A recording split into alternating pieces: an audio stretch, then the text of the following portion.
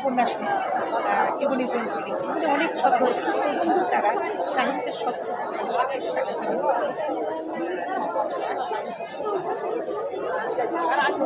প্রকাশনা জগৎ।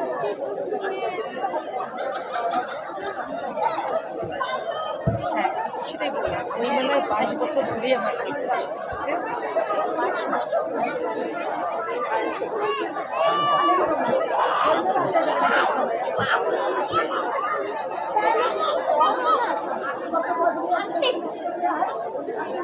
অনেক অনেক, কারণ আমরা যখন 22 বছর আগে লেখা শুরু করেছিলাম তখন ফেসবুকের এরকম প্রচার প্রসার ছিল।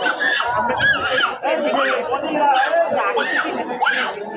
এখন হচ্ছে কি, যে কোনো জিনিস কিন্তু আমি খুব সহজেই পৌঁছে দিতে পারি পাঠিয়ে দিচ্ছি ফেসবুকের মাধ্যমে। যেমন দেখেন, এই যে নীলাম্বরের নীলকষ্ট, নীলাম্বর একটা ক্যারেক্টার, আমি কিন্তু 1 বছর ধরে এই উপন্যাসটা লিখছি।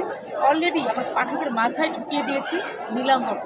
আমার পাঠকরা নীলাম্বরকে চিনে গিয়েছে এবং নীলাম্বরের সাথে তাদের একটা হৃদ্যতা তৈরি হয়েছে। এবং এই যে নীলাম্বরের একটা জনপ্রিয়তা, নীলাম্বর যে পাঠকের কাছে গ্রহণযোগ্য হয়ে উঠেছে, সেই কারণে কিন্তু পাঠক প্রচুর পেয়েছে। আমাদের সেই সময়টাকে যদি এইভাবে এত ফেসবুক প্রচার প্রসার ছিল না, এই যে সফল বইটা, এটা কিন্তু আমার পাঠকরা আগেই জেনে গিয়েছে যে একটা রোমান্টিক আসছে, নীলাম্বর আসছে।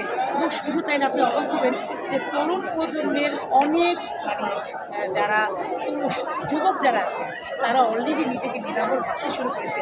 আমার মেসেঞ্জার ভর্তি, ইভেন আমার ফেসবুকে আমি পোস্ট দিয়েছি, তারা নিজেরা নীলাম্বর হচ্ছে এমন একটা ক্যারেক্টার যে নীল ভীষণ পছন্দ করে।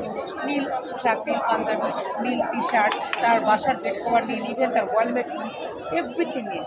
এই যে টুকটাক আমি ফেসবুকে ছেড়েছি, আমার যে পাঠক শ্রেণী আছে, যুবক যারা আছে, তারা প্রত্যেকেই তাকে নিজেকে নীলাম্বর ভাবে, আর নারীরা ভাবে নিজেকে নীলাঞ্জনা। তারা নীল শাড়ি করে চলে আসে, চলে আসে। এটা আমার একটা বিশাল প্রাপ্তি যে আমি পাঠকের ভিতরে নীলাম্বরকে ঢুকিয়ে দিতে পেরেছি।